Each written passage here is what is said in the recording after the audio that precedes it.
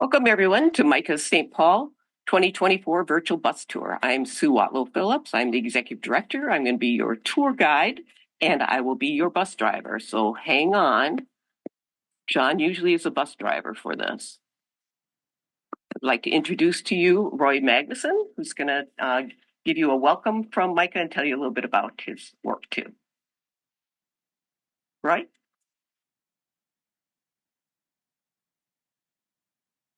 Roy, you're on mute if you're talking. Good morning and welcome to today's virtual bus tour. I'm Roy Magnuson, retired from the St. Paul Public Schools and the Ramsey County Sheriff's Office. MICAH is the Metropolitan Interfaith Council on Affordable Housing. MICAH was founded in 1988 by people of diverse faiths who came together to address the growing number of people who experience homelessness. 1988. MICAH's mission is to ensure that everyone, without exception, has a safe, decent, accessible, stable home. Whether rental, shared, or owned, an affordable home is defined by being no more than 30% of their income. A home that meets their needs in a community of their choice. Everyone. MICAH is a welcoming community that loves and treats others as ourselves. MICAH is diverse. Many of our members have experienced homelessness themselves. Many have experienced housing instability and discrimination. Our congregations work to address the immediate needs of people in our communities. This work includes outreach, food, shelter, transitional housing, and assistance in achieving rental and ownership housing. MICAH works together at the national, state, and local level to identify and address systemic causes of homelessness and works to create policy changes that can provide real help and real solutions. MICAH's work is faith-based and based on respect for all people as individuals worthy of being treated with dignity and given opportunities to build stable and fulfilling lives. Everyone. 70% of MICAH's staff are from diverse communities. MICAH organizes in 6 regional chapters. Each chapter meets monthly. We have chapters in South Dakota County, Northeast Washington and suburban Ramsey County, St. Paul, Anoka County, Minneapolis, and suburban Hennepin County. MICAH works with state and local governments, community of faith, nonprofits, and dedicated and committed individuals of all beliefs and backgrounds. MICAH works for everyone. Everyone. Now I'd like to introduce Pastor Liesl Spitz of St. Timothy Lutheran Church for today's faith reflection. Good morning. My name is Liesl. I'm one of the pastors at St. Timothy. And at St. Timothy on Sunday mornings, we begin our worship together with a breath. So I invite you to take a breath with me now. In, hold it for just a moment, and let it go. Wherever you are, in your home or an office, find your body. Feel yourself seated or your feet on the ground. Take another breath. And let it go.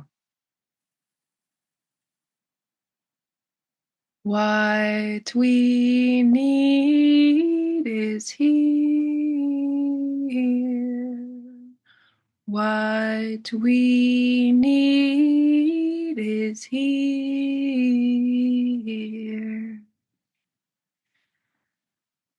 Turn your microphone on mute if it isn't, and join me in singing. What we need is here.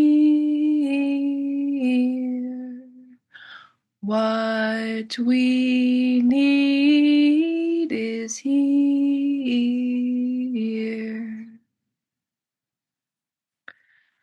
A reading from Psalm 121. I lift mine eyes to the mountains. Where does my help come from? My help comes from our God, the maker of heaven and earth. God will not let your foot slip. God who watches over you will not sleep.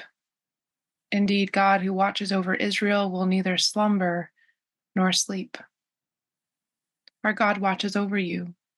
Our God is your shade at your right hand. The sun will not harm you by day, nor the moon by night. Our God will keep you from all harm. God will watch over your life. Our God will watch over your coming and going, both now and forevermore.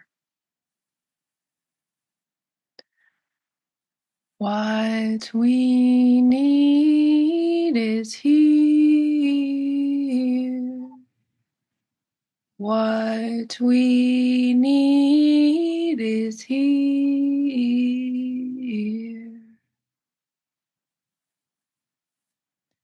May a spirit of abundance and safety fill each of us for our time together now. Amen.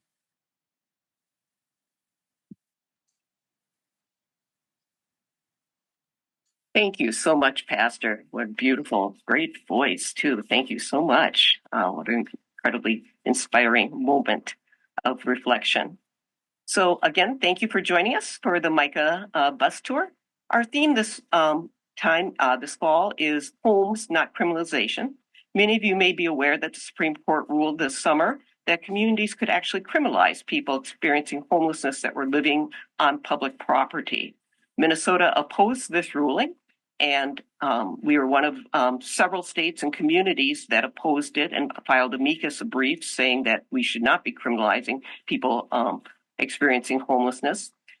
And we recognize that there's many reasons why people are experiencing homelessness in our community, and that we are all responsible to make sure that we have homes for folks. So 78% of Americans live paycheck to paycheck. Half of Americans are 1 to 3 paychecks from not making rent or a mortgage payment. And at least 50% to 70% of our general population will have a mental health or chemical health issue at some point in their life. So in addition to those issues, the cost of housing is very high, and incomes oftentimes don't meet the needs of folks. So in Ramsey County, this is a report from Minnesota Housing Partnership, is that we can see that many of our households cannot afford housing, both in rental and in home ownership, with the fastest growing jobs that are available. We'd like to just take a moment of silence again, and just remember those folks that have been displaced by our hurricanes, by disasters, wars, people that have experienced homelessness that have passed away in our country, as well as to remember the importance of having a safe, secure, and nonviolent election process over this next period of time. So we'll just take a moment of silence, and then we'll get on board.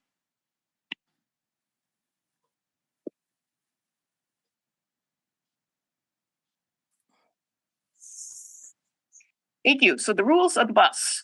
This meeting is being recorded, so others can review it later. Please stay muted and keep your camera off unless you're called on.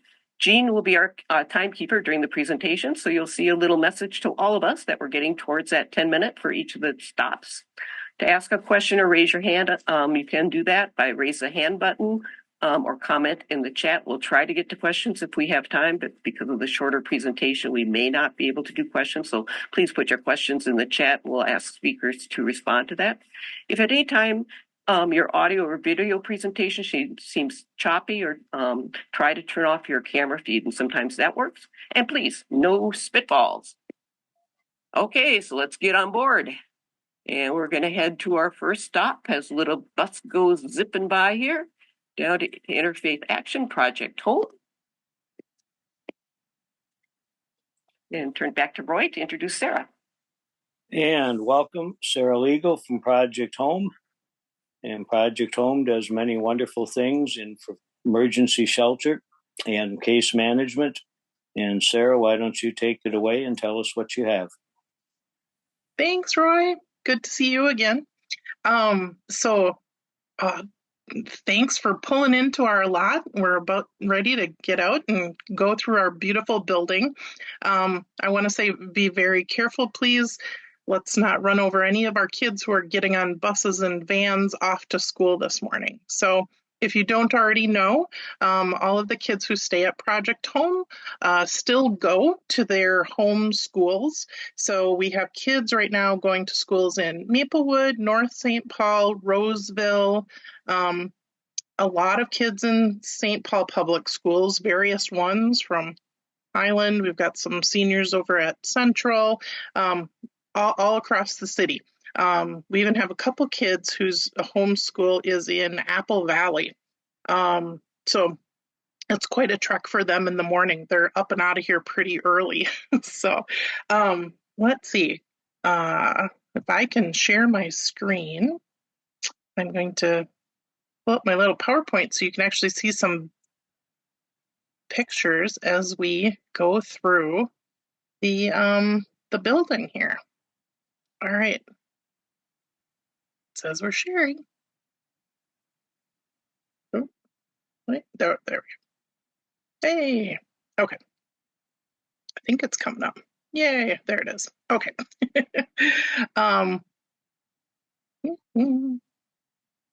So many of you probably know this, but between 1997 and 2000, I see a lot of names in the chat and in the attendees. We were at your congregation and you were housing families through the Project Home program.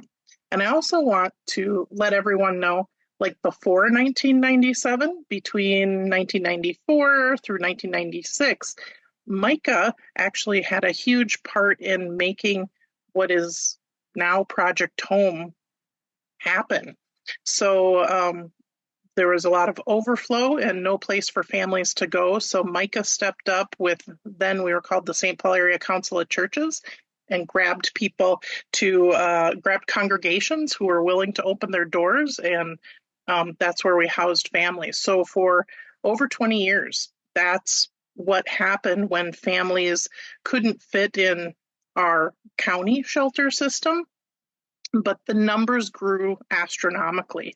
And then COVID happened. When COVID happened, we couldn't be housed at that time in congregations anymore. So one silver lining of the pandemic is we were able to work with the county and the Sisters of St. Joseph to lease this space, which you see on your screen. It's called the Provincial House, and it's located at 1880 Randolph. So it's almost like on the corner of the St. Kate's campus by Carondelet Village, if you're familiar with that area, Randolph and Fairview. Big, beautiful building. Used to be the sisters' primary residence. And I'll take you through the building as we walk in so you can kind of see what some of the spaces look like. But I just want to give you to understand the magnitude of impact in our area for families, moving from the houses of worship model to being in one larger building. Even though we tried to keep up with adding houses of worship, there was no keeping up with the explosion of family homelessness. So just to give you an idea, in our last full year being hosted at houses of worship in 2019, our shelter beds were slept in just over 10,000 times. And just in this past fiscal year, so from July 2023 to this past June 2024, our beds in the last year were slept in 25,786 times. So we're pretty much always full, and there is a wait list for families to get into shelter. So last year, who was that number of families? We had 123 families that we sheltered, including 252 children. So most of our guests are kids. When we're on this point, and speaking to the theme of this bus route criminalization, I have to say I am glad that there is some spotlight on criminalization. I believe one of the reasons family homelessness is not more attended to and seen and helped is because so many families, and we hear this story over and over again, don't reach out for help because they are afraid their children are going to get taken away from them. So it's that criminalization of being a bad parent, so you can't have your children. That's their worst fear. And so we know, and outreach workers on the streets know, there are kids in encampments. There are families sleeping in the skyways, but they often hide so that they aren't criminalized. So keep walking through this building. We're opening a couple doors for you so you can see where our families stay when they come. So we have room sizes and various bed configurations to accept nearly any size family. I'm looking at our list. Our current largest family is we actually have 2 families of 9 right now. And we have a couple of suites so that these larger families can spread out over 2 very large rooms and have their own bathroom, which is nice. And then, and each room individually locks. Every family, when they come in, they get a fob for the front door, so it's a secure entrance, and they get a key for their room to lock up their personal space. So you can see we can serve a whole lot more families, and it's really different from, cots behind cardboard dividers that we were able to provide working with area congregations. On the next slide, a lot of people ask this. So what's the average length of stay? Right now, it's about 2.5 months. In that 2.5 month time period, we're able to work with families and get them moving forward into a housing. Last year, what was it? 78% of our families achieved housing, either immediately moving from shelter right into their housing program or within a few months after leaving housing. Sometimes they get their housing program and then families will stay with friends and then move into their housing. So, but we keep supporting families through that transition. One thing that this building you're walking through has is a ton of bathrooms, which is fabulous. So there's tubs and there's shower stalls and lots of toilets and sinks. There's some in individual rooms and others are just communal bathrooms in the main hallways. And then on the 4th floor, we have one really large open kind of bathroom space with lots of different stalls. And that's our all gender bathroom for anyone.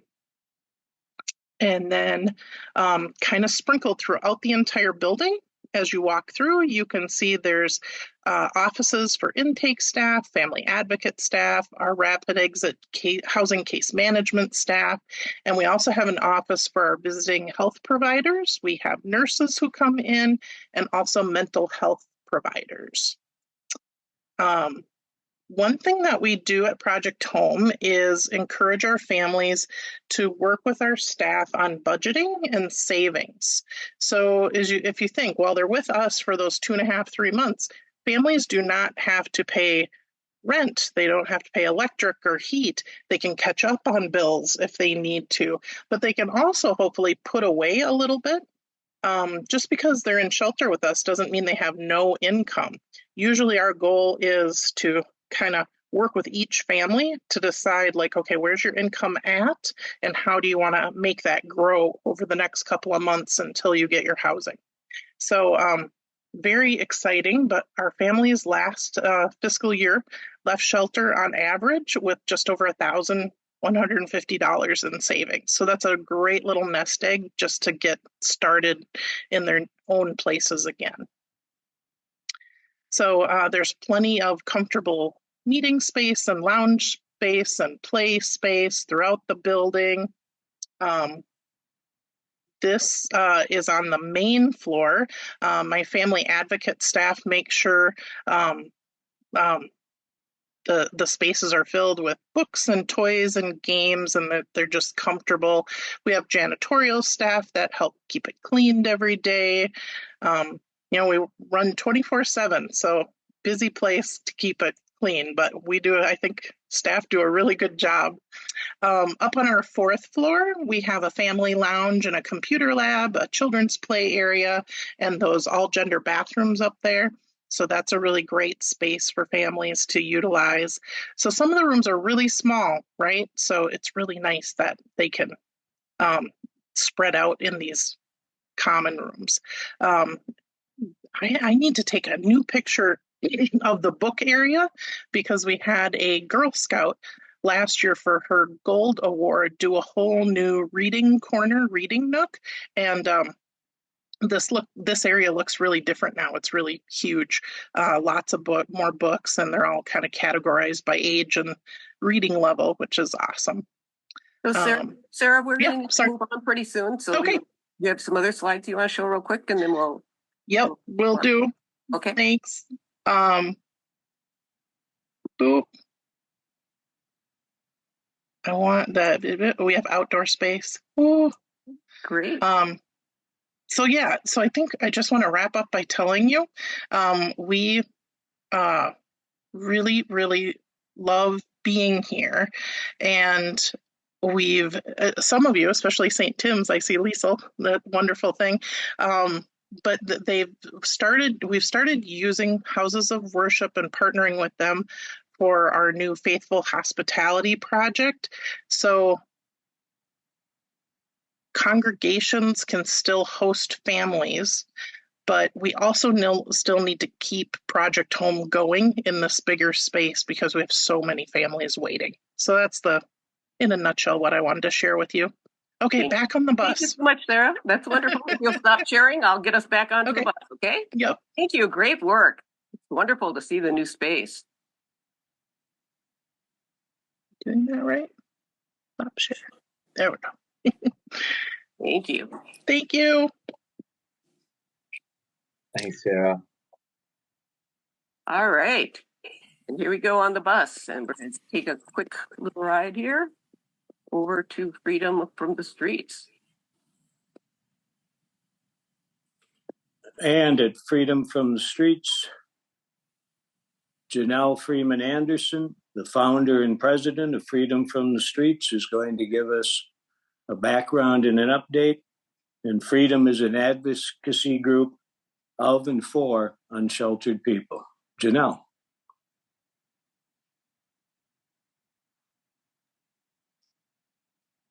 We are going to actually show a video of Janelle. And hopefully she will be joining us in just a minute. That's being said, yeah, I see that you've got your book with you here today. What's the name of your book? Homeless in Minneapolis in 2020. And can you tell me a little bit about your book? I used to go to a conference in Duluth, and I heard people tell about homeless people was nothing but drugs and alcohol people. And it's a little bit more than drugs and alcohol for people. People are not just drugs and alcohol. We have people that's got divorced. We got people that's got their kids taken away. We got people with incarcerated. We got people with a little bit of everything that has to do with homeless. So we went to a camp that I was running, and we took their stories and wrote them so people could hear them and listen to them, because I was tired of people stereotyping our homeless people. Our homeless people is not to be stereotyped. Anybody can be homeless. Anybody can become homeless. That's why my thing and my motto is that people that's homeless and formerly homeless and people on the verge of homelessness. On the verge of homelessness is very important because we believe that if we stick with that, it can end homelessness, and not even end homelessness, because homelessness will not be ending because it could be a fire, flood, anything can happen. So that means that we can decrease homelessness. I'm with you on that one. And so where can I get a copy of your book? You can get a copy of my book on Amazon, You can get a copy of my book on Barnes & Noble, and you also can read it in your local library. Thank you for that. I've got just some closing questions here, and the next one is, how can I get a bag or t-shirt? I see you've got them out in front there. You can also go to our website, freedomfromthestreetsquarespace.com, and you can go there and you can email Freedom and say you need to buy one of them. And in closing, what did give you the idea for your book? What gave me the idea for my book is that I wanted everybody's stories to be heard. Thank you so much today. It's great to And want to thank Melissa for helping do that video. And Janelle, have you joined us yet? Okay, Jean, you're going to talk a little bit about the great work that your congregation has done with Freedom from the Streets on barbecues, right? Yes, I am. Good morning. I'm Jean. I'm part of the MICAH St. Paul chapter and a member of St. Timothy Lutheran. And I was asked to speak about MICAH, Freedom from the Street, St. Tim's connection through the Freedom from the Street summer barbecues at Frogtown Farm. Janelle had hosted monthly free summer barbecues at Frogtown Farm for 2 years, providing food, resources, and community for people in the area who are homeless, housing insecure, or anyone else who happened by when she reached out during one of our MICAH chapter meetings to see if anyone might be interested in partnering with Freedom from the Streets to host future barbecues. I presented this opportunity to St. Tim's, and a partnership was born. The first year, St. Tim's and MICAH provided food, volunteers, and giveaways for the barbecues and listened and learned from Freedom from the Streets members and those attending the barbecues. I believe trust grew. The next 2 years were focused even more on resources and another area of Freedom's mission, systemic change. Janelle spoke with every visitor personally to see what their needs might be and provide a list of resources. We brought in various organizations such as Homeline to speak about tenant protections and legal resources. We Choose Us came and spoke about expanded voting rights, which resulted in a great discussion among guests about the importance of their voices in the political process. As part of Freedom's focus on systemic change, we began inviting elected officials and candidates for office to the barbecues to hear from Janelle and the leaders from Freedom from the Streets, to hear their stories, concerns, and ideas for solutions. Some of those electeds are here, or candidates. We have had city council members, senators, representatives, county commissioners, maybe a candidate for county commissioner, and school board members, as well as candidates for office. Every single elected official and candidate said they found the discussions eye-opening, enlightening, meaningful, and valuable. They came away with changed perspectives. I am confident these discussions made a difference in how electeds see the concerns and needs of those who are unhoused and at risk for homelessness. This past year, Janelle was interested in adding a focus on literacy. Planting People Growing Justice stepped in. Planting People Growing Justice strives to promote literacy, diversity in children's books, and ultimately building future leaders of color. This year, they provided free books to the very youngest as well as adult book enthusiasts. It was a big hit, thanks to Janelle's forward thinking. She is building future leaders within the housing insecure community. The final goal was simply connection, community, and fun. As Janelle always says, fun is important. Amen, Janelle. She rented a bouncy house. We had crafts for kids and some fun freebies. Kids had a blast. We had clothing and blessing bags from the St. Anthony Park UCC and St. Timothy youth groups, thanks to MICAH member Dina Stroman, who was here. Over the last 3 years, we've noticed how relationships with people in the neighborhood have grown. When we come with flyers, people welcome us and remember us.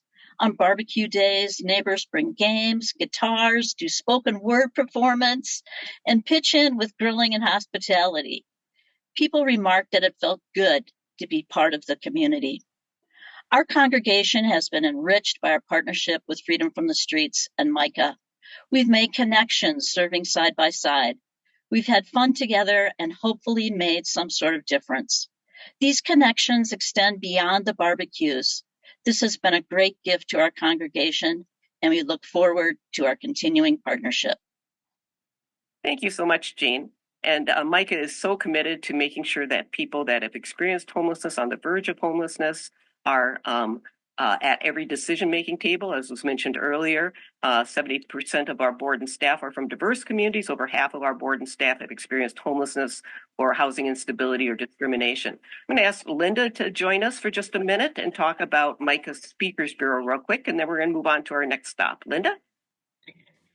Thank you, Sue. Linda Soderstrom here. I do live in Winona now, but I'm the coordinator of MICAH's Speakers Bureau, entitled We Are Your Neighbors, because we actually are your neighbors, people on vouchers, people in insecure housing, people who've experienced homelessness recently or currently, and being on the verge is kind of a key word here. And I just want to give credit to Janelle Freeman Anderson, because we don't own the words, but those have been her words for many years. People on the verge are being forgotten sometimes when we think about insecure housing and unstable housing and how that impacts our health and our mental health. The Speakers Bureau brings these stories together. We are taking invitations to do a panel once a month, and we're going to testify at the legislature up on the Hill. And so you can contact me through MICAH if you would like us to come to your church or community center and provide you with a panel about our stories. We are your neighbors. Thank you. Thanks so much, Linda. And we are going to get back on the bus. So I'm going to share our screen, and thank you, Janelle, for all the incredible work that you've done with Freedom from the Streets and the inspiration that you've been to so many people to make a difference and use your God-given voice and power to change the system so it meets people's wants and needs. All right, here we go. And now we're heading over to Habitat. Twin Cities Habitat for Humanity has been doing great things for many years. Our next stop at Habitat, our host will be Preston, the Community Engagement Manager for Habitat. Go ahead, Preston. Thank you very much, Roy. Hey, it's a great pleasure to be here with you, MICAH community again. Really glad, first and foremost, to hear that John Slade is in great recovery. That's a great friend of mine, and the way that I was able to make this connection. So just grateful to hear that. Wishing him a quick recovery. I know he does not want to be out, so just glad that he's okay, and I'll get right into it. So I'm going to share about our home ownership program, and then I'm also going to go into a little spiel about the Heights. And the Heights is something that I hope you all want to be connected with. It's going to be 147 affordable home units that are going to be in East St. Paul. So we are really excited for the project, and it's going to invite a lot of new homeowners with a very affordable mortgage, the opportunity to live in a beautiful community that, we're really proud of. So with that being said, I'm going to start with the slideshow, and thank you all for having me today.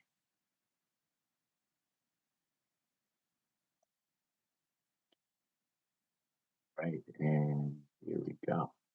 Welcome to Twin Cities Virtual Homeownership Information Session. My name is Preston. Today I'll provide you with an overview of Habitat's first-time homebuyer program. And any questions you have, please feel free to put them in the chat. Also know that MICAH, we are always working on our faith-based connections. So when I put my info in there, I would love to see how we can support events that you have going on and get more members of your churches into home ownership and just available and aware of the availability of the program, because salutes to all the churches and all the great work that y'all do. So we have Twin Cities Habitat for Humanity has brought people together to create, preserve, and promote affordable home ownership and advance racial equity in housing for more than 35 years. We've partnered with more than 1,500 homebuyers, and that has now skyrocketed to over 1,700. And we're so proud of that number, and it continues to grow. Most people know that Habitat builds homes. Twin Cities Habitat builds 25 to 35 new homes every year and renovates another 20 to 30 existing homes.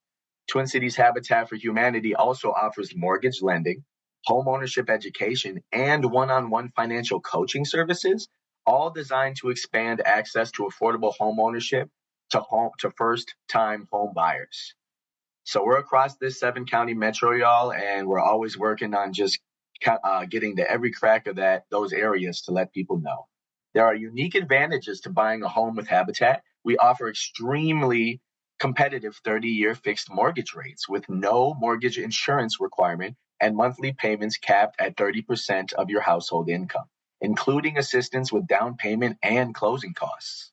We offer homeowner education and support designed to help make you a successful homeowner. And Habitat doesn't disappear once you get the keys to your home. That's when the real adventure starts. We provide post-purchase resources, including home maintenance advice, tips for connecting with your local community, and periodic events to engage and engagement opportunities to bring homeowners together to create new strong community. There are 2 ways you can partner with Habitat to purchase a home. We're really excited about the new way, and that's on the open market. So that's a new way that we are one of the few Habitats that offers that. One way is to work with a realtor and find a home for sale on the open market, and that was the one I was just talking about. You can get that in the 7-county metro area. Once you complete the program requirements for the Habitat Homeowner Program, you can apply for a pre-approval letter from our mortgage lender, TCHFH Lending Inc.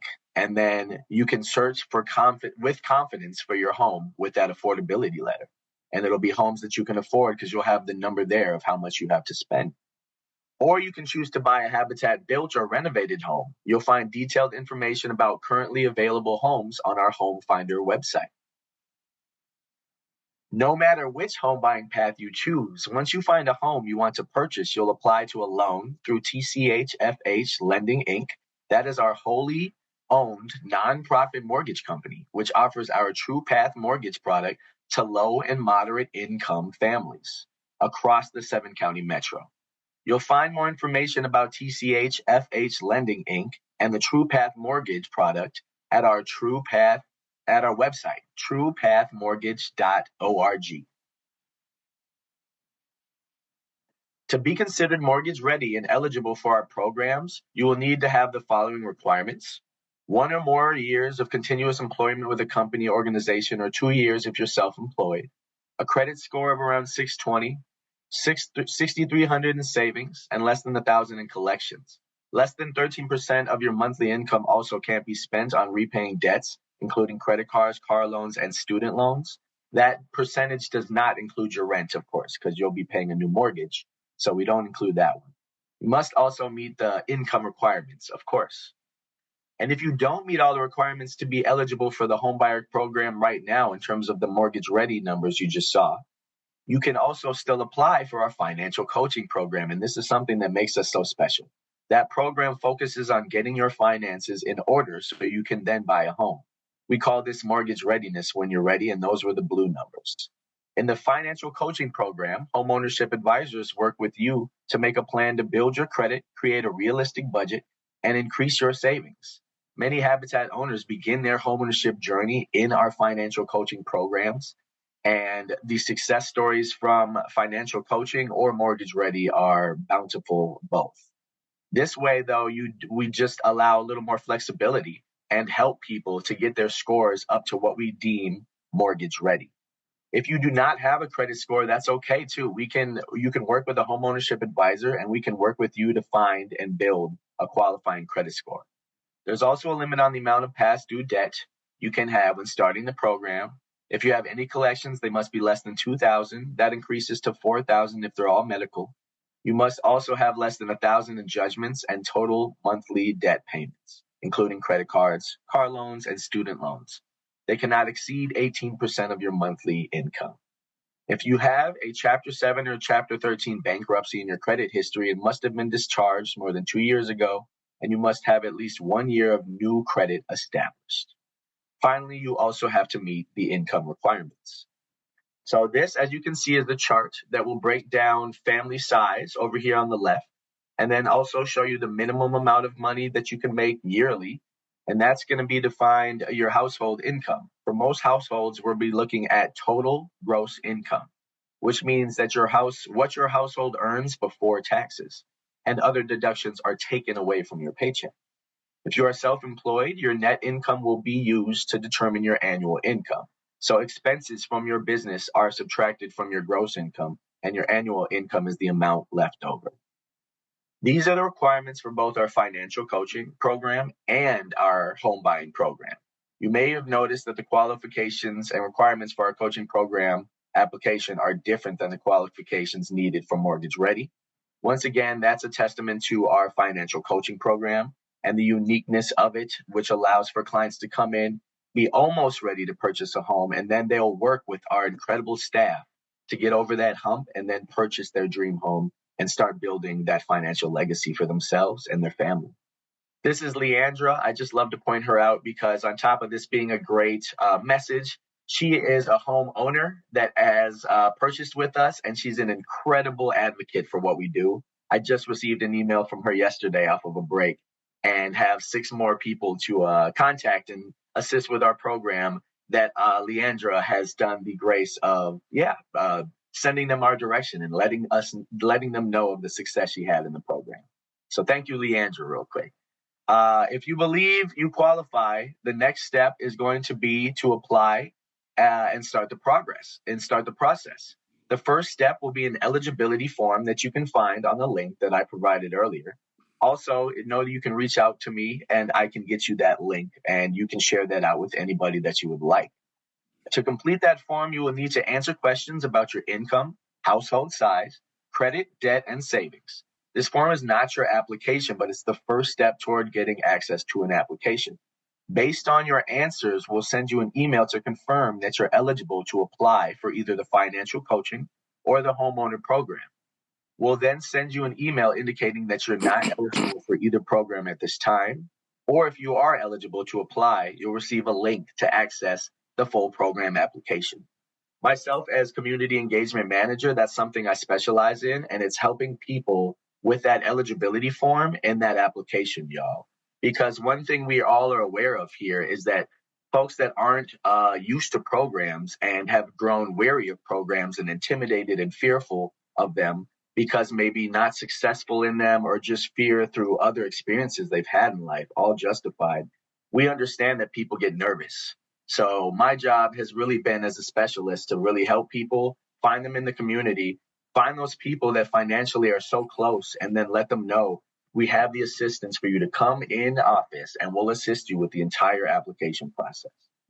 So that's a lot of requirements to keep straight. You can send all the requirements list. You can find all of these requirements listed online at buywithhabitat.org/info.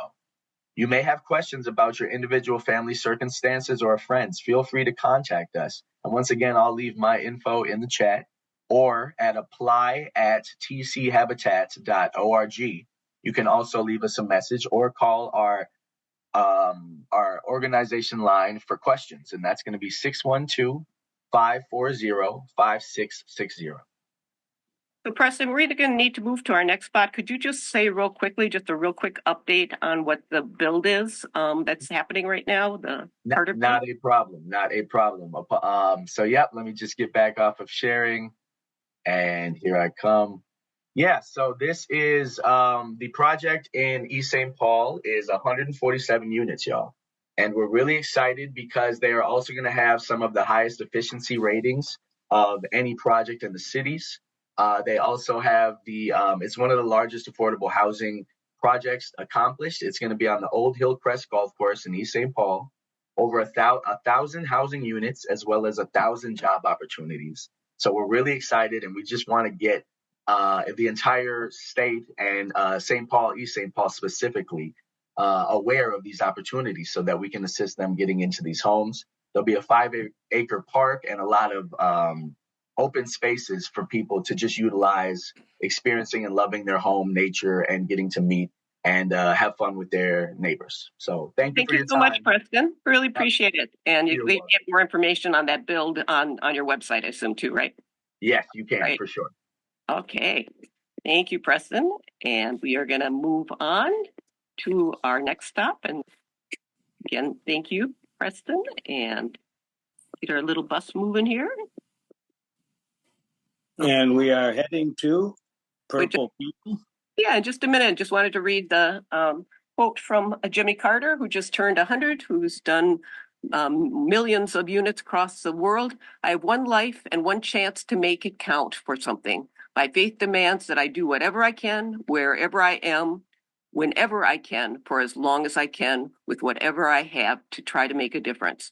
At 100 years old, he's still doing well, and he also voted. And so we are heading now to Purple People, which we added because we wanted to give you an update on that. And Ian has agreed to do the presentation today.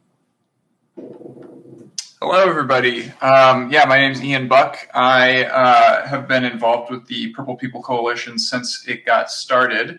I also host the Streets.mn podcast, so I think about transportation and land use issues throughout the Twin Cities a lot.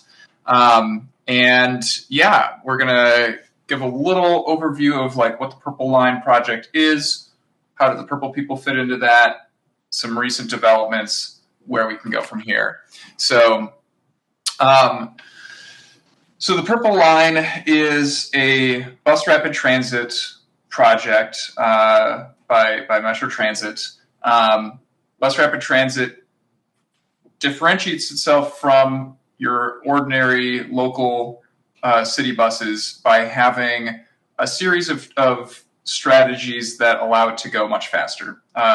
Number one, having like bus-only lanes or its own completely dedicated right-of-way. The Gold Line is the first bus line in the Twin Cities that we're seeing that has that. It's under construction right now. And the Purple Line could be the second one that we've got. Other things are like spacing the stations out a little bit farther than most normal buses so that the bus doesn't have to stop as often. Having stations that have the fare collection there at the station instead of on the bus so that we don't have a long line of people waiting to pay when they get on the bus, stuff like that. So Metro Transit, markets these bus rapid transit lines to the same extent that they market like the light rail lines, right? So when Metro Transit publishes their map of like the metro system, they are emphasizing the light rail lines and the bus rapid transit lines as the flagship, the most reliable, most frequent, fastest lines that we have. They're the backbone of the whole system, right? So it's important for us to get this kind of thing on the east side of St. Paul and in the greater East Metro area, because this has been a historically underserved, underinvested part of the metro area. Currently, when you look at the metro map, like the system of bus rapid transit and light rail lines, like the east side is just completely invisible. So this would literally put the east side on the map. We have the new Hillcrest development coming in, so there's lots of new housing going in. People are going to need to be able to get around, so it's important to have high quality, reliable transit available for them. So the Purple Line, when it was first envisioned, it was originally going to be a commuter train going out to Rush City, and for that reason, the Bruce Fenno Trail was kind of the main portion of the route. You can see on the map here, the dark gray portion is the Bruce Fenno Trail corridor. As the project was developed and evolved over time, became a bus rapid transit line, the ending point got moved closer and closer to the core of the Twin Cities. So at the point where a few years ago when the city of White Bear Lake City Council decided that they were not interested in having the Purple Line go to their city, and Maplewood Mall was selected as the new ending point. A few people who were on the Community and Business Advisory Committee, which is an official committee that is convened by Metro Transit to help shape this project, right? There were several members of the committee who were nervous about where this is going, right? It seems like the project was kind of going downhill, evolving in a direction that was going to make it worse. And so we decided that we needed to form a group outside of that official capacity to advocate for this project and make sure that it was going to be the best that it could be for the most people that it could be. So John Slade, Paris Dunning, Ian Humas, and I were kind of some of the early members of the Purple People Coalition. And we have been advocating for, a series of things that have come up over the last couple of years. Initially, the first thing was trying to move the route from Bruce Venno Trail over to White Bear Avenue, because with such a short route, right, Bruce Venno Trail doesn't make as much sense because it is much lower density. And also, the people who live near Bruce Venno Trail, they really like the trail, right? It's a beautiful trail, and having a bus line go alongside the trail would drastically alter the experience of that area. So, most of the people who have spoken against the Purple Line, really what they have spoken against is they don't want it on Bruce Venno Trail. So moving the route over to White Bear Avenue gives us a much higher density of commercial destinations along the route, a much higher density of housing along the route, and also it sidesteps like most of the arguments against the Purple Line that people have made. So the Purple People Coalition has been advocating for that. We got project staff to put that option back on the table. We have been connecting with community members to, really get into what do people need out of this project. Metro Transit staff weren't being as responsive as we wanted them to be on things like the Arcade Street station, where folks who live near that station were giving a lot of feedback about what they wanted that station to look like. Metro Transit staff weren't really responding to that with as much enthusiasm as we wanted them to. So, we've been pushing for that. We have great connections. We've been maintaining connections with elected officials at the county level, right? Because this used to be a county project, then they handed it off to Metro Transit staff. And so they still have a lot of sway. City council members, both in St. Paul and Maplewood. We've been working very closely with them. And we've been getting out there and doing community events. Here's a picture from the awesome White Bear Avenue parade. We had a float, lots of signs, handed out purple candy. We've had several community meetings at locations like the Eastside YMCA, Cups and Cheers on White Bear Avenue. We've been engaging people to talk about this project. And most recently, the most recent development is that Maplewood City Council held a vote where they stated three things. Number one, they stated that they support transit in Maplewood.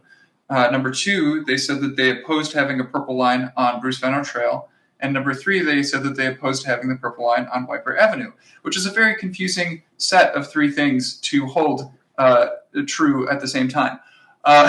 So we are working on engaging with more people in Maplewood itself to kind of have that grassroots, bottom up feedback for their city council.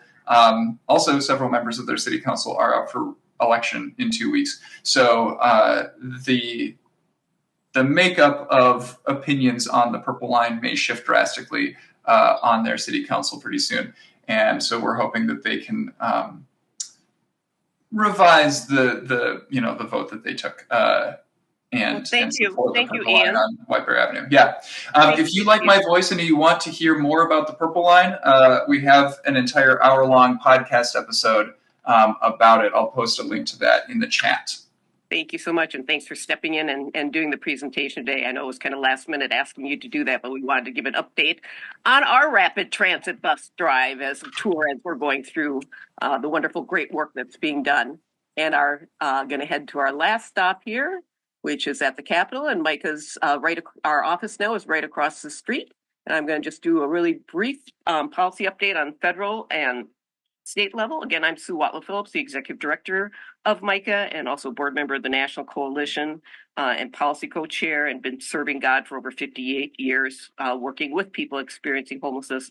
I actually experienced homelessness over 50 years ago as a teenager.